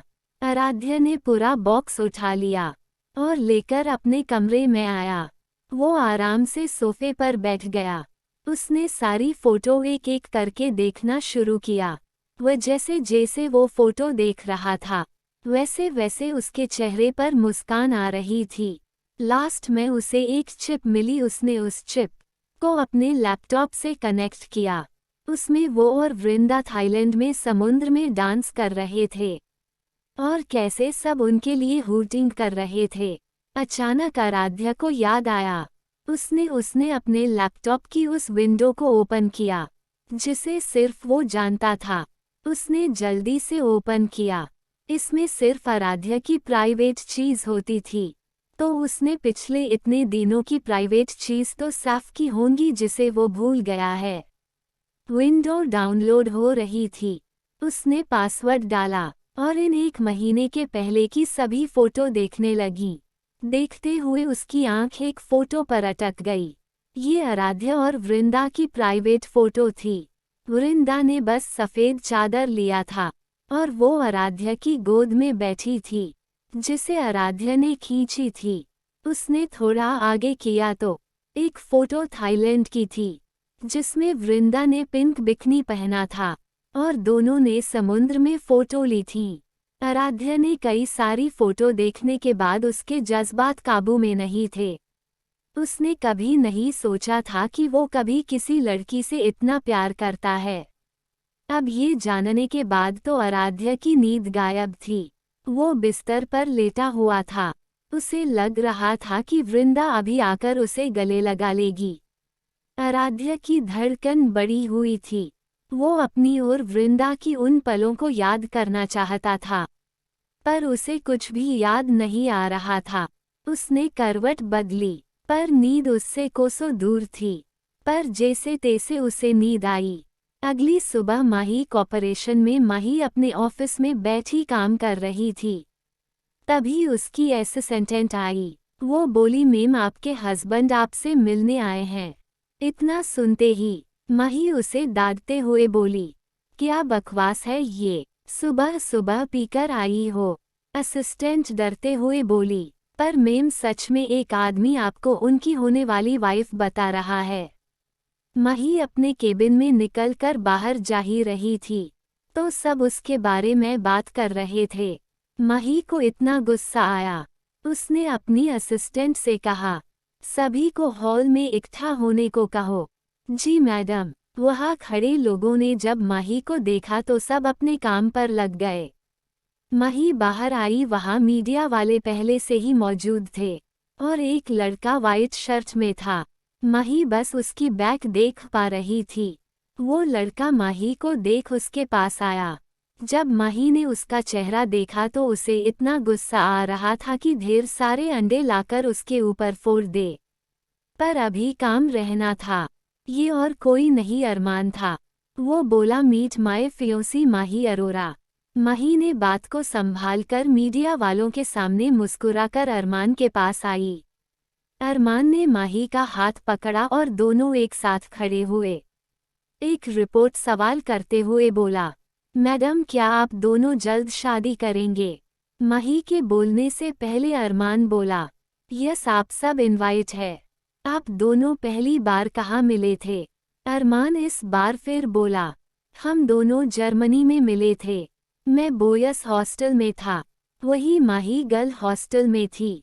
हम दोनों को प्यार हुआ पर माही को अपना बिजनेस खड़ा करना था, इसलिए हम काफ़ी सालों तक अलग रहे। पर अब वक्त आ गया है कि हम दोनों शादी करें। मैडम आप क्या कहना चाहेंगी? माही मुस्कुराकर बोली, ये बिल्कुल सच बोल रहे हैं। हम एक दूसरे से बहुत प्यार करते हैं। दोनों एक दूसरे को देख अलग ढंग से मुस्कुराए। कुछ टाइम बाद जब मीडिया वाले चले गए, माही के केबिन में अरमान दीवार से सटा हुआ था और माही के हाथ दोनों साइड के दीवार पर था। वो अरमान को घूरते हुए बोली, मैं तुम्हें मार डालूंगी। अरमान की नज़र उसके काले टी शर्ट के अंदर उसके उभारों पर थी। वो बोला, सच में यार मार डालेगी? जब माही की नज़र ने अरमान की नज़र का पीछा किया तो माही जल्दी से अरमान का कॉलर पकड़कर बोली, तुम सारे लड़के एक जैसे होते हो। बस लड़की के जिस्म का एक हिस्सा दिखा नहीं कि लार टपकने लगती है, इसलिए मुझे तुम मर्दों से नफरत है। अरमान ने माही की कमर को पकड़ा और उसे अपने और पास खींच लिया। वो तो है, पर तुम चिंता मत करो, मेरी लार सिर्फ तुम्हें देख टपकती है। माही खुद को छुड़ाते हुए बोली, गंदे आदमी छोड़ो मुझे, वरना मैं अपनी सिक्योरिटी को बुलाती हूँ। पर बेबी, वो आगे कुछ बोलता उससे पहले माही ने उसे मारकर नीचे गिरा दिया। अपनी गंदी जुबान से मेरा नाम मत लो, मुझे मर्द जात से ही नफरत है। एपिसोड 197। माही ने अरमान को पंच मारा था। अरमान खड़ा हुआ, उसे ये बात बिल्कुल बर्दाश्त नहीं थी कि कोई उस पर हाथ उठाए। उसने माही का हाथ पकड़कर मोड़ दिया। माही के करीब आकर बोला, मुझे उकसाना बंद करो वरना इसकी बहुत बड़ी कीमत चुकानी पड़ेगी। माही ने तिरछी मुस्कान दी और बोली, मुझे कोई फर्क नहीं पड़ता। तो ठीक है, तुम्हारे साथ आगे जो होगा उसकी जिम्मेदार तुम खुद होगी। अरमान माही को छोड़ वहां से चला गया। माही गुस्से में सामान इधर उधर फेंकने लगी। तुम्हें क्या लगता है माही अरोरा किसी से डरती है? मैं किसी से नहीं डरती। वक्त आने पर मैं तुम्हारी जान भी ले सकती हूँ। आराध्या के ऑफिस में आज आराध्य अकेला बैठा था, क्योंकि वृंदा छुट्टी पर थी। इसलिए आराध्य का दिल ऑफिस में नहीं लग रहा था, इसलिए वो भी वृंदा का पता कर चला गया। आराधी मॉल के पास खड़ा था, क्योंकि उसे पता चला था कि वृंदा यहीं पर सामान लेने आई है। आराध्य अंदर गया, वो वृंदा को खोजने लगा। तभी उसे लेडीज सेक्शन के पास वृंदा और ऋषि खड़े दिखे। ऋषि के हाथों में थैला था और वृंदा अपने लिए साड़ी देख रही थी। आराध्य दूर से ही वृंदा को देख रहा था। वृंदा को एक साड़ी दिखी, रेड साड़ी थी, ब्लैक ब्लाउज। वृंदा को देखने भर से साड़ी पसंद आ गई। उसने वो साड़ी ली वृंदा और ऋषि वहां से निकल गए। दोनों काउंटर के पास आते उससे पहले वृंदा को एक ब्लैक शर्ट दिखी। उसे वो इतनी पसंद आई कि उसने वो शर्ट ले ली। वृंदा ऋषि की बोली, ये शर्ट आप उन्हें दे दीजिएगा। दोनों काउंटर पर आए, पर उनसे बिल नहीं लिया गया क्योंकि आराध्या ने सारे पैसे पहले ही दे दिए।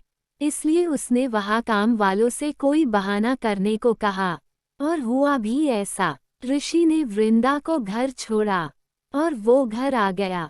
दूसरी ओर राजस्थान में आदित्य और कांची खरीदी के लिए बाहर आए हुए थे, पर आदित्य कल से कांची से बात नहीं कर रहा था। उसे जब से पता चला था कि कांची अपने घर जा रही है, तब से वो नाराज हैं।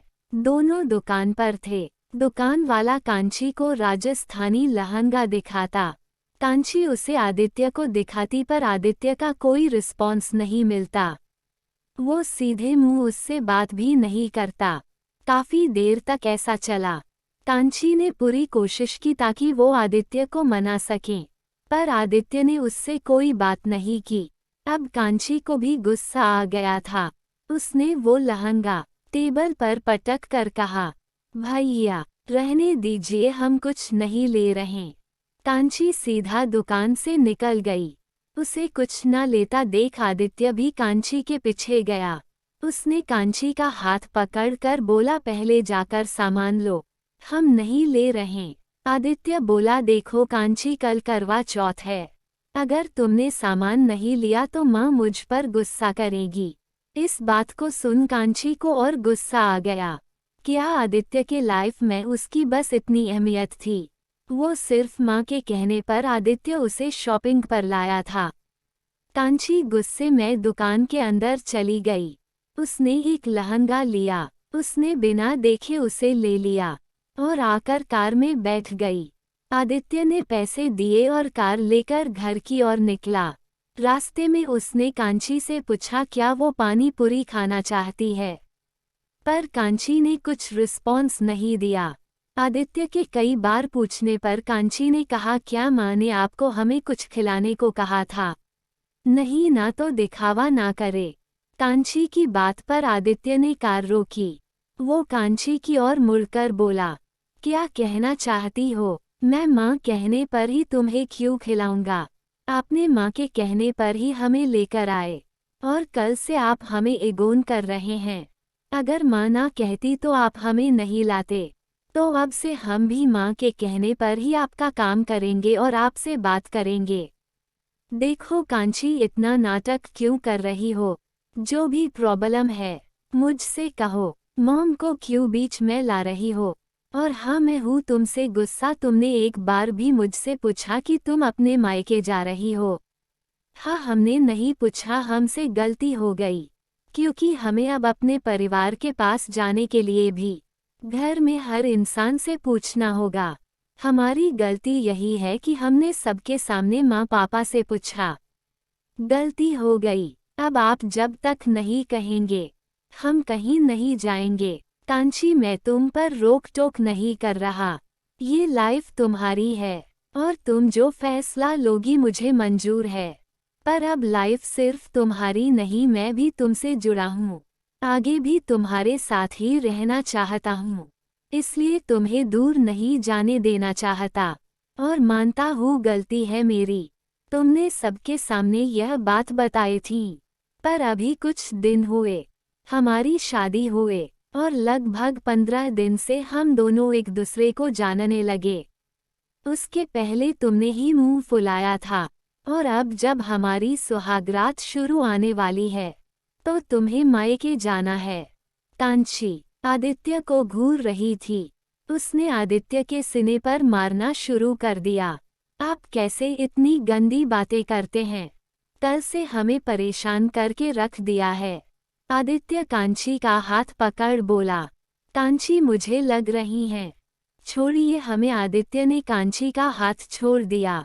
वो अपना हाथ बांधकर सामने देखते हुए बोली, हमें भूख लगी है, चाट और फुल्की खिलाइए। आदित्य कांची को देख मुस्कुराया। उसने कांची के गालों पर किसकर बोला, गुस्से में बहुत क्यूट लगती हो। अपने मायके जाकर आओ, फिर हम मॉम डैड को उनका पोता या पोती देंगे। आदित्य ने कार स्टार्ट की और दोनों वहां से निकल गए। यहाँ रात का वक्त मुंबई। आराध्य अपने कमरे में बैठा था। वो वृंदा के बारे में ही सोच रहा था जब ऋषि उसके कान में घिरे से बोला, भाई किसके बारे में सोच रहे हैं? आराध्य ऋषि की आवाज से उसकी तरफ देख बोला, तुम्हारे मैनरस कहाँ है? किसी के कमरे में नॉक करके आते हैं। ऋषि बेड पर लेटकर बोला, भाई ये शर्ट भा। वो आगे अपनी बात सुधार कर बोला, मुझे ये शर्ट पसंद आई, लीजिए, मैंने आपके लिए खरीदा। आराध्य ने वो शर्ट ले ली। क्या बात है, पहले कभी तो तुमने मेरे लिए कुछ नहीं खरीदा। वो क्या है ना भाई, ऋषि किसी के लिए एक बार ही कुछ करता है और वो खुश नसीब आप है। ऋषि वहां से चला गया। आराध्य ने उस शर्ट को देख मुस्कुरा दिया। उसने लैपटॉप पर अपनी और वृंदा की फोटो निकाली और उस फोटो को देखने लगा। कितनी पास है वृंदा उसके, शायद ही कोई लड़की उसके इतना पास हो। एपिसोड 198। अरमान जब घर आया तब उसने देखा कि आराध्य, विशेष, तन्मेश, सिद्धर, ऋषि, अंश सब खाने के टेबल पर बैठे खाना खा रहे थे। वो भी जाकर उन लोगों के साथ बैठ गया, पर आज सब उसे ही घूर रहे थे। अरमान झल्लाते हुए बोला, क्या है तुम सबको मुझे घूर क्यों रहे हो? ऋषि बोला, भाई ये माही कौन है? अरमान बोला, तुम सबको कैसे पता? विशेष पूरी दुनिया को पता है, न्यूज पर आप दोनों ही छाए हुए हो। अंश खुश होते हुए बोला, इसका मतलब अब भाई भाभी लाएंगे। चलो, देर आए दुरुस्त आए। 32 साल की उम्र में आपको अक्ल तो आई। आराध्य बोला, भाई उस लड़की से दूर रहो, एक नंबर की घमंडी है। वो आपके लायक नहीं है। पता नहीं उसके माँ बाप ने उसे क्या सिखाया है। अरमान आराध्य को समझाते हुए बोला, छोटे ऐसा नहीं कहते, उसकी भी कुछ मजबूरी होगी और किसी के माँ बाप को दोष नहीं देते। मैंने तुम लोगों को यही सिखाया है। सॉरी भाई, पर उस लड़की से जब भी मिलता हूँ वो मुझे ठीक नहीं लगती, इसलिए आज तक हमारे कोई प्रोजेक्ट साथ में नहीं हुए। खैर छोड़िए, ये बताए, आप दोनों की न्यूज हर जगह फैली हुई है। क्या आप सच में उससे प्यार करते हैं? अरमान बोला, मैं सोने जा रहा हूँ। इसका जवाब मैं तुम सबको फिर कभी दूंगा। अरमान अपने कमरे में चला गया।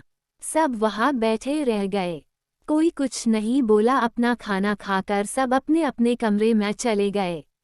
अगली सुबह आराध्य तैयार होकर नीचे आया तो उसे खाने के टेबल पर ऋषि और सिद्धर दिखे। उसने पूछा, बाकी सब कहाँ है?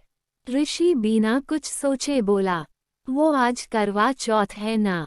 वो आगे कुछ बोलता उससे पहले सिद्धर ने उसे जोर से चिकोटी काट लिया, जिससे ऋषि जोर से चिल्लाया। सिद्धर बोला, वो सभी सुबह जल्दी चले गए, वो सब बाहर ही खा लेंगे। आराध्य वहां से जाने लगा तो ऋषि बोला, भाई आप नहीं खाएंगे? आराध्य बोला, नहीं, मैं ऑफिस में ही खा लूंगा। आराध्य वहां से निकल गया। ऑफिस में आराध्य बैठा अपना काम कर रहा था। जब केबिन में नॉक हुआ तो आराध्य ने फाइल पढ़ते हुए ही बोला। तब उसकी बात सुन वृंदा अंदर आई, पर आज आराध्य वृंदा को नहीं बल्कि वृंदा आराध्य को देख रही थी। वृंदा की ली हुई ब्लैक शर्ट, ब्लैक पैंट।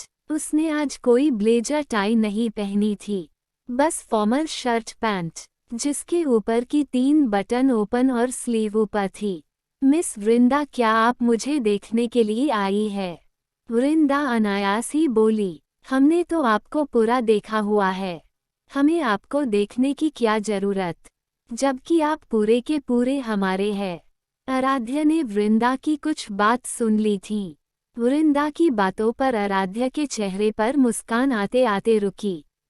क्या कहा आपने? वृंदा अपना गला साफ कर बोली, आप पर ये शर्ट अच्छी लग रही है।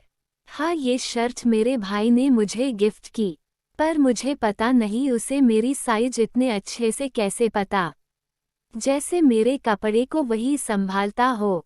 वृंदा अनजान बनते हुए बोली, हाँ, आपके भाई को आपसे बहुत प्यार है, वरना किसी को कैसे पता कि आपकी साइज एम है। वृंदा ने अनजाने में ही आराध्या के सामने बोल दिया। याद आते ही उसने अपनी जीभ को दांत से दबा लिया। हे कान्हा जी गए। आराध्या वृंदा को देखते हुए बोला, आपको कैसे पता कि मेरा साइज एम है? वृंदा हकलाते हुए बोली, वो हमारे पति का भी यही साइज है, इसलिए हमारे मुंह से निकल गया। ठीक है, मेरा शेड्यूल। वृंदा ने आराध्या का शेड्यूल बताया और बोली, सर हम आपकी ग्रीन टी लेकर आते हैं। वृंदा जाने लगी तभी आराध्या बोला, इसकी जरूरत नहीं है, आप जाकर आराम करें, आज आपका व्रत है। वैसे आप अपना व्रत कब तोड़ेंगी? चांद और अपने पति की फोटो देखने के बाद आराध्या कुछ सोचकर बोला, ठीक है, पूजा होने के बाद मैं आपको पिकअप करने के लिए किसी को भेज दूंगा। आज रात को हम उत्तराखंड के लिए निकलेंगे, वहाँ पर मुझे काम है और आप मेरे साथ चल रही हैं। वृंदा ने हाँ में सर हिला दिया। वो तो खुश थी कि अब वो अपना व्रत आराध्या को देखकर तोड़ सकती हैं। वृंदा जल्दी से वहाँ से चली गई। आराध्या बोला, कितनी भोली है। यहाँ राजस्थान में कांची अगर कोई काम करने जाती तो आदित्य उसे रोक देता, इसलिए सुबह से कांची परेशान हो रही थी। कांची ने सोचा कि वो रात के खाने की तैयारी कर ले, इसलिए वो अपने कमरे से बाहर आई। नीचे आकर वो किचन में जाने को हुई, वैसे ही आदित्य कहीं से टपक गया। वो बोला, कहाँ जा रही हो तुम? आज व्रत है तुम्हारा और तुम्हें काम करने की पड़ी है। इतनी फ्री हो तो कल से मेरे साथ ऑफिस आ जाना। कांची अब झल्ला चुकी थी। वो गुस्से में बोली, आदित्य आप सुबह से मुझे परेशान कर रहे हैं। सुबह से मैं इधर उधर भूत जैसी बैठी हूँ और ये हमारी मर्जी, हमें अगर काम करना है तो करेंगे। आप क्यों हमें बार बार रोक रहे हैं? हाँ तो कर लेना, पर आज नहीं, कहीं तुम्हें चक्कर वक्कर आ गया तो। इसलिए पहले अपनी सेहत का ध्यान रखो। कांची ने अपने कमर पर पल्लू टांका और आदित्य को उंगली दिखाते हुए बोली, हम बिल्कुल ठीक है और हम बेहोश नहीं होंगे। इस तरह के कई व्रत हमने रखे हैं, तो आप हमें ना सिखाए। आदित्य अपनी भौहें सिकोड़कर बोला, किसके लिए तुमने व्रत रखा है? जरा बताना तो। पक्का उसे सूली पर ना लटका दिया तो मेरा नाम आदित्य सिंह नहीं। कांची बोली, हमने किसी के लिए व्रत नहीं रखा। वो हमारे पड़ोसी में एक लड़का था, वो हमारे लिए व्रत रखता था और हम उसके लिए। कांची ने बस ये बात आदित्य को चिढ़ाने के लिए बोली थी, पर आदित्य बोला, देखो कांची, अब उस लड़के को भूल जाओ। अब जो भी हूँ, जैसा भी हूँ, मैं ही हूँ। अगर तुमने किसी और के बारे में सोचा तो मैं तुम्हें तुम्हारे मायके नहीं जाने दूंगा। एक तो तुम इतना चापड़ बोलती हो, हम नहीं बोलते, वो आप है जो सुबह से हमारे आसपास भटक रहे हैं। एक तो हमें समझ नहीं आ रहा, आज सबसे ज्यादा गुस्सा हमें आप पर आ रहा है और आपके लिए ही हमने व्रत रखा है। मन तो कर रहा है अभी आपको जलता हुआ सालिया छुआ दे, पर सूखा मनाए। आज आपके लंबी उम्र के लिए व्रत रखा है, वरना आज हम आपका खून कर देते। पूरे दिमाग का दही कर रखा है सुबह से। दोनों के लड़ने की आवाज पूरे घर में गूंज रही थी, जिस वजह से घर के नौकर वहां इकट्ठा हो गए थे। दोनों की आवाज सुन शर्मिला जी वहां आई और बोली, तुम दोनों लड़ क्यों रहे हो?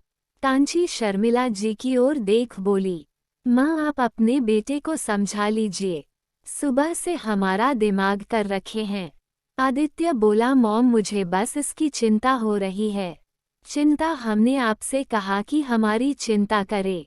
देखा मॉम कैसे लड़ती है, मेरी कोई बात नहीं सुनती। आप सासू माँ से क्या चुगली कर रहे हैं? हमें बोलिए। हाँ तो तुम्हें ही बोल रहा हूँ।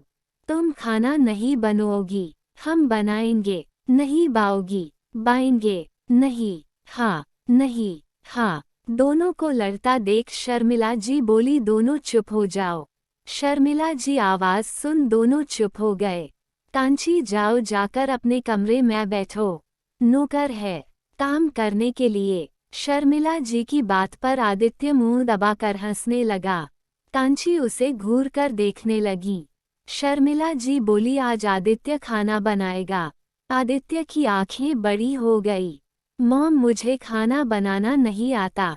क्यों इसमें कोई प्रॉब्लम नहीं है, जाओ जाकर सब कुछ बहू की पसंद का बनाओ। आदित्य ने कांची को देखा जो उसे टीस कर चिढ़ा रही थी। ठीक है, आदित्य वहां से किचन में चला गया। कांची शर्मिला जी को देख परेशान होते हुए बोली, माँ वो अकेले कैसे बनाएंगे? बेटा ये उसकी प्रॉब्लम है, आप जाकर आराम करो। कांची अपने कमरे में चली गई। शाम के वक्त रीत तन्मेश विशेष अंश चारों रेयांश के घर पर थे। वो सभी अपनी अपनी पत्नियों के कमरे में थे। रिद्धि के कमरे में रिद्धि अंश को बोल रही थी, सीनियर आपने सुबह से खाना क्यों नहीं खाया? पहले तो तुम मुझे सीनियर बुलाना बंद करो, और तुमने नहीं खाया इसलिए मैंने भी नहीं खाया। रात में दोनों साथ में खाएंगे। आपको समझना बेकार है। सो तो है, वैसे तुम तैयार कब होगी? तुम्हें देखना है इसलिए तो आज छुट्टी ली है। अभी टाइम है, तब तक आप वेट करिए। तब तक मैं क्या करूं? कुछ भी करिए, पर अभी आप मुझे हाथ भी नहीं लगाएंगे। अंश परेशान होकर बेड पर पेट के बल लेट गया। रिद्धि उसे देख हंस कर चली गई। दूसरी ओर सृष्टि के कमरे में तन्मेश बेड से अपना सर टिकाकर बैठा हुआ था। उसने अपनी आंखें बंद रखी थी। तभी सृष्टि के रोने की आवाज आई। तन्मेश ने अपनी आंखें खोली तो देखा सृष्टि खड़ी होकर रो रही थी, पर आंखों में एक आंसू नहीं थे। तन्मेश अपनी आंखें मसल कर बोला, क्या हुआ, क्यों रो रही हो? मुझे बहुत भूख लगी है, सुबह से पानी भी नहीं पिया, कहीं मैं बीमार ना हो जाऊं। तन्मेश ने अपनी बाहें फैलाई और सृष्टि को अपने पास बुलाया। सृष्टि रोते हुए आकर तन्मेश की गोद में बैठ गई। तन्मेश सृष्टि के सर को सहलाते हुए बोला, क्यों रखा तुमने व्रत? तुम्हें भूख लगी है ना, चलो कुछ खा लो। मैंने भी व्रत रखा है, तुम्हारी जगह पूजा मैं कर लूंगा। नहीं, शिवजी पाप देंगे। वैसे भी बस आधा दिन बचा है, मैं नहीं तोड़ रही व्रत, पर मुझे बहुत भूख लगी है। ठीक है, तुम्हारी मर्जी। एक काम करो, थोड़ी देर सो जाओ, रात को पूजा करके तुम्हें जो खाना है खा लेना। सृष्टि भी तन्मेश की बात मान गई। वो तन्मेश के सीने पर सर रख सो गई। तन्मेश भी उसके बालों को सहलाता रहा। मैं कहना चाहती हूँ कि मेरी तबीयत खराब थी इसलिए मैं रेगुलर एपिसोड नहीं दे रही थी, पर अभी ठीक हूँ। आप में से कई लोगों को लगता होगा कि मैं बहाना बना रही होंगी, पर ऐसा नहीं है। हर महीने ही मुझे सर्दी बुखार होता है, और बीमारी में चाह कर भी मैं नहीं लिख पाती हूँ। हर महीने मेरी तबीयत खराब होना यानी कि सबसे ज़्यादा मम्मी पापा परेशान होते हैं। पर क्या करूँ, मैं जितना भी सोचती हूँ इस बार सर्दी नहीं होगी, पर हो जाती हैं। अब आप इसे बहाना समझे या सच, आपकी मर्जी। एपिसोड 199। रात का वक्त। श्रद्धा, मधु, रिद्धि, सृष्टि, रीत, अंश, तन्मेश विशेष सब छत पर थे। चांद निकलते ही वो सभी पूजा करने लगे। फिर सभी लड़कों ने अपनी अपनी बीवियों को पानी पिलाया। वृंदा वही खड़ी सभी को देख रही थी। सभी ने लाल जोड़ा पहना था। रीत वृंदा को देख बोला, वृंदा तुम भी अपना व्रत तोड़ लो। नहीं भैया, आज वो और हम काम के लिए बाहर जा रहे हैं, तो हम उन्हें ही देखकर अपना व्रत तोड़ेंगे। ठीक है, तुम अपना ध्यान रखना। आराध्य किसी को तुम्हें लेने के लिए भेज रहा होगा। सब नीचे जा रहे थे, पर वृंदा ने मना कर दिया। वो अभी भी आराध्य का इंतजार कर रही थी। वो छत पर खड़ी चांद को देख रही थी, पर वही दूर से कार में बैठा आराध्य वृंदा को देख रहा था। लाल साड़ी और गहनों में सजी वृंदा किसी दुल्हन की तरह लग रही थी। वृंदा के चेहरे पर परेशानी थी। आराध्या को पता था वृंदा ने कुछ नहीं खाया है, इसलिए उसने देर न करते हुए वृंदा को फोन किया। वृंदा ने फोन लिया। उसमें आराध्या का नंबर फ्लैश हो रहा था। वृंदा ने फोन लिया और आराध्या की आवाज आई, जल्दी से नीचे आओ। वृंदा ने देर न करते हुए जल्दी से अपने कमरे में जाकर सारे गहने उतार दिए और अपना सामान लेकर बाहर आई। ड्राइवर ने वृंदा का सामान रखा और वृंदा ने जैसे दरवाजा खोला तो आराध्या को देख चौंक गई। अब तो हमें एयरपोर्ट पर मिलने वाले थे, आराध्या ने अपने लैपटॉप पर काम करते हुए बोला। हाँ, मैं फ्री था इसलिए आ गया। वृंदा ने ऊपर चांद को देखा और फिर आराध्या को बीजी देख उसने अपने साड़ी के पल्लू को चांद को देखा और फिर आराध्या को। आराध्या वृंदा की तरफ देख बोला, ये क्या कर रही हो? वृंदा ने पल्लू तुरंत अपने ऊपर हवा करते हुए बोली, वो बहुत गर्मी है। हाँ, अंदर आँख है, आओ बैठो। वृंदा आराध्या के बगल में बैठ गई। आराध्या को सब समझ आ गया था कि वृंदा क्या कर रही है, पर उसने जानबूझकर वृंदा को परेशान किया था। वृंदा बैठ गई। गाड़ी वहां से एयरपोर्ट की ओर चल दी। आराध्या ने अपनी टाई निकाल कर रख दी। उसने वृंदा को देखा, जिसने अपनी आंखें बंद की सर टिकाए बैठी थी। आराध्या ने वृंदा से पूछा, क्या तुमने खाना खा लिया? वृंदा ने आराध्या की बात सुन अपनी आंखें खोली और झूठ बोली, जी हम खा लिए। आराध्या ने अपनी पानी की बोतल ली और उसे पीकर वृंदा की ओर बढ़ते हुए बोला, लो, तुम्हें गर्मी लग रही थी ना? आराध्या के हाथ का पानी देख वृंदा ने पानी ले लिया और एक ही बार में सारा पानी पी गई। आराध्या वृंदा को देख मुस्कुरा रहा था। झूठ ही कहेगी, आराध्या ने घिरे से कहा। वृंदा ने बोतल आराध्या को वापस की और दोनों शांति से बैठे हुए थे। यहाँ राजस्थान में कांची ने आदित्य को देख अपना व्रत तोड़ा। उसे बहुत भूख लगी थी।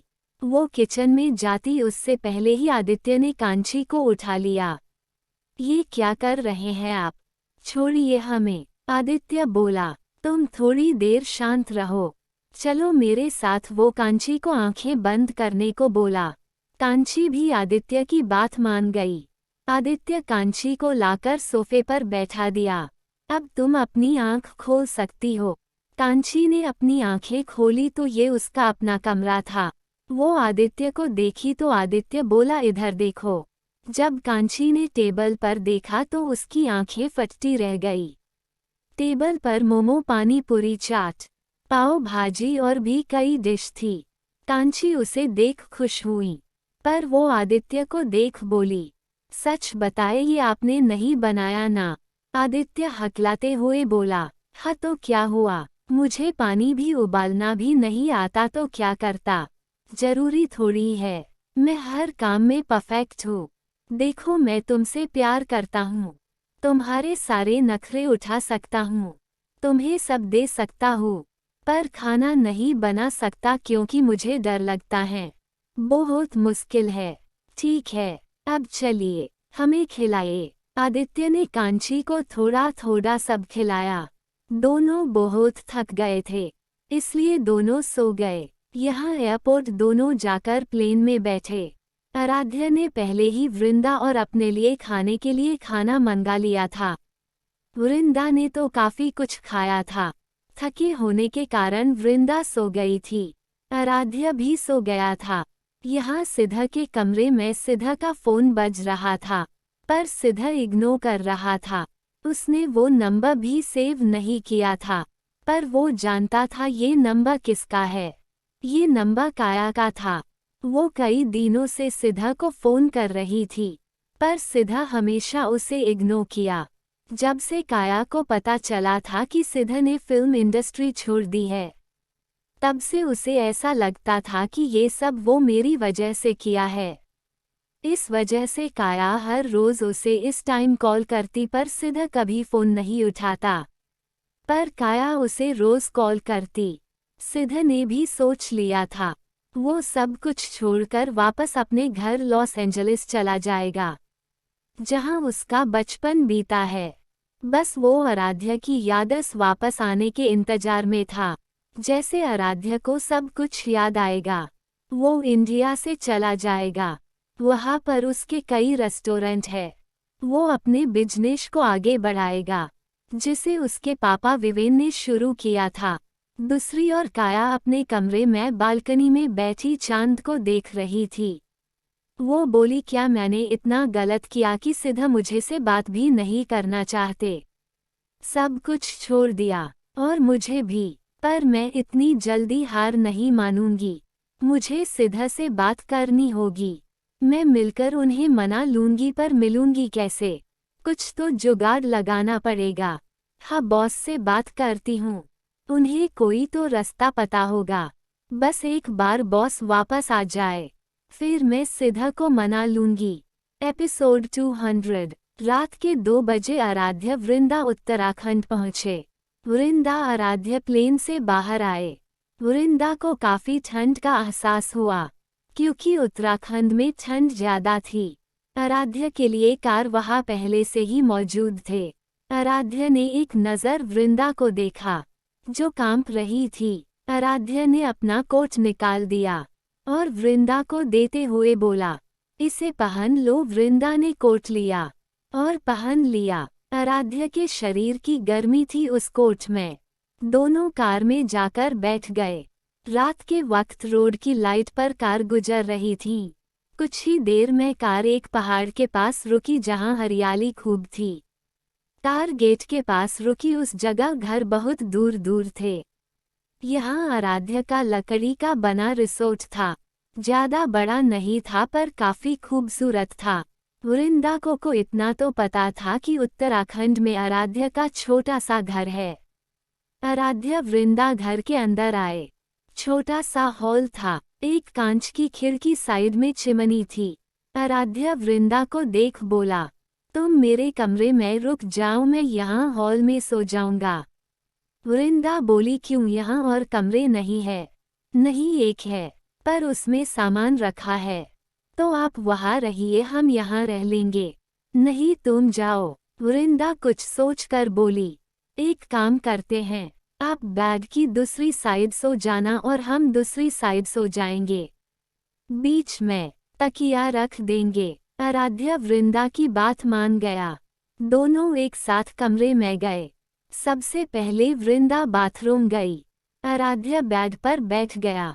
कुछ देर में वृंदा एक ब्लैक ढीला सा शलवार सूट पहन कर आई। अब वृंदा का चेहरा बिल्कुल नेचुरल लग रहा था। वृंदा आकर बेड पर बैठ गई। तब तक आराध्य उसे देख रहा था। वृंदा के बुलाने से वो होश में आया। वृंदा बोली, अब जाकर आप भी फ्रेश हो जाए। आराध्य जल्दी से अपने कपड़े लेकर चला गया। वृंदा बैठी पूरे कमरे को देख रही थी। कमरे में गर्मी थी। बालकनी की खिड़की बंद थी। वृंदा जानती थी कि आराध्य को बाहर नींद नहीं आती है, इसलिए उसने आराध्य को अपने साथ कमरे में रहने को कहा था। वृंदा ने अपने बेड के बीच में तकिए लगा दिए। हालांकि इसकी कोई जरूरत नहीं थी, पर फिर भी आराध्य के लिए वो ये सब कर रही थी। वृंदा बेड की दूसरी साइड लेट गई। जब आराध्य बाहर आया तब तक वृंदा सो चुकी थी। आराध्य भी आकर अपनी जगह लेट गया। वो वृंदा को देख रहा था। कैसे? मुझे कुछ याद नहीं है। मेरी ये लाइफ की पहली लड़की जो मेरी पत्नी है, जिसके साथ मेरी रूह जुड़ चुकी है, पर मुझे कुछ याद क्यों नहीं है? फोटो में खुद को तुम्हारे साथ देखा है। मैं तुमसे प्यार करता था, पर सब याद मिट चुकी है। अब तुम्हारे साथ एक नई याद बनानी है। ना जाने कब आराध्य वृंदा को देखते ही देखते सो गया। अगली सुबह जब आराध्य उठा तो उसकी नज़र सीधा वृंदा पर गई। जो तकिए की दीवार रात को दोनों में थी, अब वो गायब हो गई थी। वृंदा आराध्य के बिल्कुल पास थी। आराध्य ने अपने हाथों को देखा जो वृंदा की कमर पर थे। उसका दूसरा हाथ वृंदा के सर के नीचे था। वृंदा भी आराध्या को पकड़कर सोई हुई थी। आराध्या को थोड़ा ऑकवर्ड लग रहा था। वृंदा को अपने इतने पास महसूस कर पर जैसे उसने वृंदा को हिलते हुए देखा। उसने अपनी आंखें बंद कर ली। वृंदा की नींद घिरे घिरे खुली तो उसने खुद को आराध्या की बाहों में पाया। वृंदा के चेहरे पर मुस्कान आ गई। वृंदा उठकर बैठ गई। उसने आराध्या के गालों को किस कर बोली, गुड मॉर्निंग। कितने दिनों के बाद आपको अपने पास देखा। आप सो रहे हैं, इसलिए हम आपको कुछ बताना चाहते हैं। वृंदा ने आराध्या का हाथ अपने हाथ में लिया और उसे अपने पेट पर रख दिया और बोली, सुन रहे हैं आप, अब हम एक नहीं है, हम दो हैं। आपका बच्चा इस दुनिया में आ रहा है और ये बात हमने सबसे पहले आपको बताई है क्योंकि हम चाहते थे सबसे पहले आप जानें। बस कुछ ही दिन पहले हमें भी पता चला। हमें नहीं पता कि आप कैसे रिएक्ट करते, क्योंकि जब हम आपके साथ थे तब आप ही हमें बच्चे की तरह ट्रीट करते थे। हमने आपसे एक और बात छुपाई है। हमें प्रेगनेंसी में कुछ प्रॉब्लम है, पर हमें ठीक से नहीं पता। तो जब आपकी यादस आ जाएगी तब आप खुद डॉक्टर से बात कर लेना। वृंदा थोड़ा गुस्सा करते हुए बोली, अगर बच्चा होने तक आपको सब याद नहीं आया तो हम आपके बच्चे को लेकर बहुत दूर चले जाएंगे। अब बस करिए, हमें नहीं पसंद आपके बिना रहना, हमें आपके साथ रहना है, फिर से अपने घर में। आराध्या का चेहरा दूसरी ओर था, लेकिन कोई नहीं कह सकता था कि ये आदमी रो रहा था। आराध्या की आंखों में आंसू थे, पर वृंदा अनजान सब बोल रही थी। कुछ देर बाद वृंदा नहाने के लिए चली गई। आराध्या ने अपनी आंखें खोली। उसके चेहरे पर खुशी और आंसू दोनों थे। वो वृंदा की बात सोच रहा था, लेकिन उसे याद आया कि वृंदा ने उसे प्रेगनेंसी के कुछ इशू के बारे में भी कहा था। सब कुछ ठीक था, पर आराध्या को अब वृंदा का ध्यान रखना था। वो इसके लिए तैयार था। यहाँ सुबह का वक्त मुंबई माही का घर। माही जब सोकर उठी तो उसका दिन वैसा ही नॉर्मल था। वो नहाने गई। आज भी वो बिना कुछ खाए ही ऑफिस जाने वाली थी, क्योंकि वो घर का ध्यान नहीं रखती थी, जिस वजह से उसके घर में बहुत कम सामान था। खाना भी वो अक्सर बाहर खाती या शराब पीती। माही तैयार होकर कमरे से बाहर आई। उसे भूख लगी थी, पर वो जानती थी कि उसे खाने में कुछ नहीं मिलेगा क्योंकि पूरा फ्रिज खाली था। पर फिर भी वो किचन की ओर गई। तभी उसकी नज़र अपने किचन में काम कर रहे एक लड़के पर गई। सफ़ेद शर्ट उसके ऊपर एप्रन पहने अरमान पर गई। अरमान ने 2 कप कॉफ़ी और लाइट उपमा बनाया था। उसने लाकर टेबल पर रखा और माही को खड़ा देख बोला, अरे तुम यहाँ खड़ी क्यों हो, आओ इधर बैठो। माही गुस्से में अरमान के पास गई।